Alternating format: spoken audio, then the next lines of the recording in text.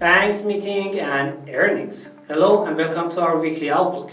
This week everything is about the banks. Central banks in New Zealand, Canada and Japan will have the monetary policy meeting. In contrast, JP Morgan, Goldman Sachs, Bank of America, Citigroup, Wells Fargo and Morgan Stanley will have their earnings reports. Not just that, we have to follow up the fundamental data from developed economies as well. Let's take a look at the most important events of the week ahead. Number 1. US inflation. While the inflation worries have subsided somewhat in the past few days, some investors still worry about that.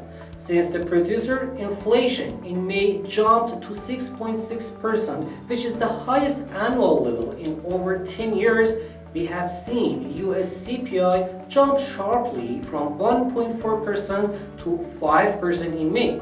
And despite that the Federal Reserve officials have admitted that the inflation has been higher than initial expectations, they are still emphasized that it will be temporary. Expected numbers are supposed to help the US dollar strength to hold its uptrend towards higher levels. Number 2. UK inflation and employment. Same as US and China, inflation in the UK also was one of the main worries for investors, especially with the Brexit-related disruptions. Here in UK, the raising producer inflation from 0.2% from the end of the last year to 9.9% in April increased the risk levels. On the other hand, Thursday, we have to see the latest ILO unemployment rate for May. It's expected to show the number of the unemployed people to reduce as economy continues its reopening process.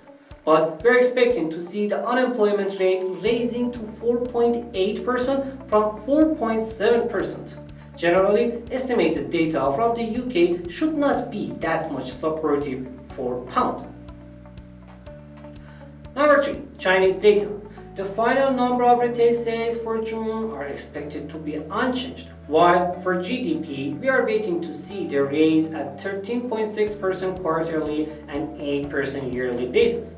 Generally, we are not waiting for any significant change to be anticipated in the slow growth in China. Last Friday, the People's Bank of China cut its bank's reserve requirement ratio by 50 basis points, confirming that the economic rebound in the second biggest global economy is not going as well as it was expected earlier. Along with the expected slow decline in the retail sales numbers, industrial production also must be slower as well, down from 8.8% to 8%. Number 4. Central banks meeting. Wednesday in New Zealand and Canada and Friday in Japan, central banks will have interest rate decision and monetary policy meeting. We are not expecting any changes in none of them about the interest rates, and they all will leave the rates at the current levels. The only question is about the bond purchasing amount. In New Zealand and Canada, banks may begin their public discussion of tapering, but in Japan, investors are still expecting to continue monetary easing and a special program if it will be necessary.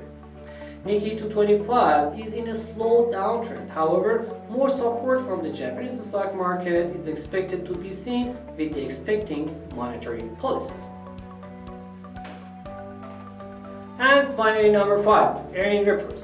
Expectations are over, and from this week, earnings reports will be started. As always, the first week is the banking week, and the biggest US bank, as you can see in the picture, will be reporting this week.